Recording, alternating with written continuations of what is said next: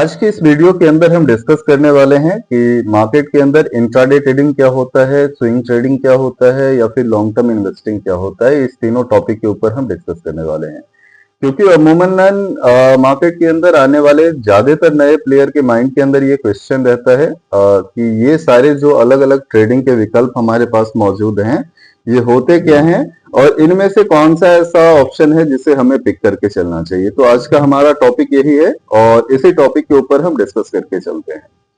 सबसे पहले ध्यान में रख करके चलिएगा, मार्केट के अंदर हम क्या करते हैं, शेयर खरीदते या बेचते हैं, सही है।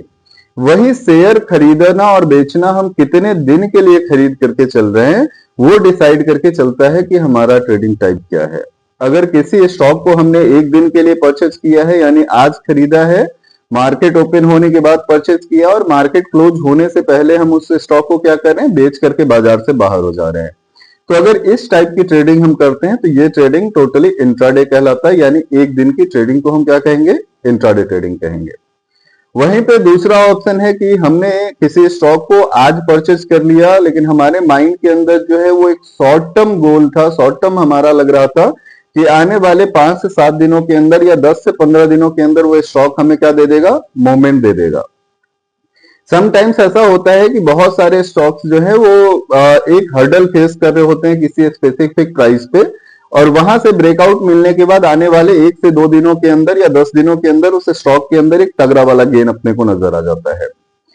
तो अगर इस टाइप की ट्रेडिंग हम करते हैं कि किसी स्टॉक को हमने आज परचेज किया है और आने वाले हफ्ते 10 दिन के अंदर हम अपना टारगेट एक्सपेक्ट करके चल रहे हैं, तो ये ट्रेडिंग स्विंग ट्रेडिंग के टाइप के अंदर आ जाता है। गौर कीजिएगा, पहला अगर एक दिन के लिए हम स्टॉक को परचेज कर रहे हैं तो इंट्राडे ट्रेडिंग कहलाएगा। एक दिन से अधिक लेकिन अगर 10 से 15 दिनों के अंदर का ट्रेड हमारा है तो वो क्या हो जाएगा, स्विंग ट्रेडिंग हो जाएगा। वहीं पे अगर 15 दिनों से लेकर के 6-7 महीने की होल्डिंग हम करके चलते हैं, हालांकि ये आता है लॉन्ग टर्म इन्वेस्टिंग के अंदर भी, बट यहाँ पे हम क्या लेकर के चल रहे हैं, एक छोटा स्पान लेकर के चल रहे हैं, छोटे से मंथ पीरियड को हम टारगेट कर रहे हैं। तो अगर इस टाइप की ट्रेड हम करते हैं तो वो शॉर्ट टर्म इन्वेस्टिंग के अंदर आ जाता है। फिर वो ट्रेडिंग नहीं रह जाता। जैसे ही हम किसी स्टॉक को महीने, 2 महीने, 4 महीने के लिए होल्ड करके चलते हैं तो वो किसका टाइप आ जाता है, इन्वेस्टिंग का टाइप आ जाता है, निवेश का टाइप आ जाता है। वहीं पे अगर उसी स्टॉक को हम 6 महीने से ऊपर 6 साल, उससे ऊपर 10 साल, जितने भी टाइम के लिए हम होल्ड करके चल रहे हैं, यानी हमारे माइंड के अंदर एक पीरियड पहले से सेट नहीं है, हम सोच रहे हैं कि किसी स्टॉक को अगर हमने खरीदा है तो कम से कम भी रख करके चले तो साल 2 साल तो इस स्टॉक को अपने पास रख करके चले।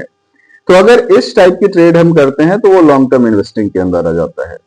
अब क्वेश्चन आता है कि हमारे पास इतने ज्यादा विकल्प मौजूद हैं, इंट्राडे ट्रेडिंग हम कर सकते हैं, स्विंग ट्रेडिंग कर सकते हैं, शॉर्ट टर्म इन्वेस्टिंग करके चल सकते हैं, लॉन्ग टर्म इन्वेस्टिंग कर सकते हैं। फिर इन चारों में से हमें क्या करके चलना चाहिए? देखिए, ये हर एक ट्रेडर के नेचर के ऊपर डिपेंड करके चलता है। इन शॉर्ट अगर मैं आपसे कह करके चलूं, अगर मैं दिन भर सिस्टम को मॉनिटर कर सकता हूं, दिन भर स्टॉक के प्राइस के मूवमेंट को हम मॉनिटर करके चल सकते हैं, देन हमारे लिए इंट्राडे ट्रेडिंग सबसे अच्छा है। क्योंकि यहाँ पे जो है पैसा हमारा रोटेट काफी ज्यादा होता है और पैसे का रोटेशन जहां पे ज्यादा होगा तो जाहिर सी चीज है वहां पे रिटर्न अच्छा खासा बनता है। पैसा हमारा जितना कम रोटेट होकर के चलेगा वहां पे रिटर्न हमारा उतना कम रहेगा।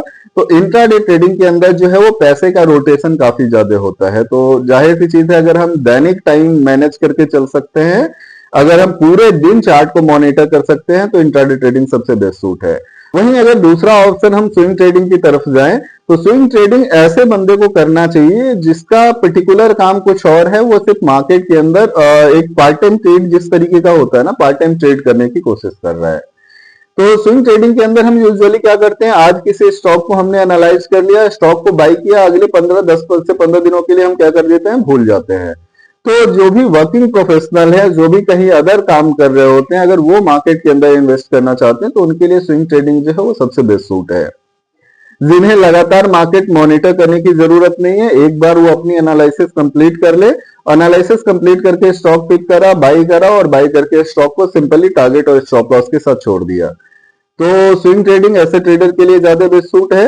वहीं पे हम बात करके चले अगर लॉन्ग टर्म इन्वेस्टिंग का, तो लॉन्ग टर्म इन्वेस्टिंग जो है वो टोटली ऐसे ट्रेडर के लिए है जिनके पास बहुत सारा पैसा है और वो कंपाउंडिंग और डाइवर्सिफिकेशन का बेनिफिट मार्केट के अंदर से लेकर के चल सकते हैं। डाइवर्सिफिकेशन कहने का मतलब है कि लॉन्ग टर्म इन्वेस्टिंग के अंदर भी पर्टिकुलर एक स्टॉक के ऊपर बिड न लगा करके अलग अलग सेक्टर जो है वो सारे सेक्टर के सेक्टर लीडर वाले जो स्टॉक्स है उसके ऊपर बिड लगा करके चलना। हालांकि इस टॉपिक के ऊपर पूरा एक वीडियो आ सकता है, तो अगर डिटेल के अंदर आप जानना चाहते हैं तो नीचे कमेंट सेक्शन के अंदर लिख सकते हैं। मैं एक पूरा वीडियो पूरा सीरीज लेकर के इसका आऊंगा कि हमारे नेचर के अकॉर्डिंग हम कितना टाइम मैनेज कर सकते हैं, उसके अकॉर्डिंग हमें कौन सा ट्रेडिंग सिस्टम चूज करके चलना चाहिए।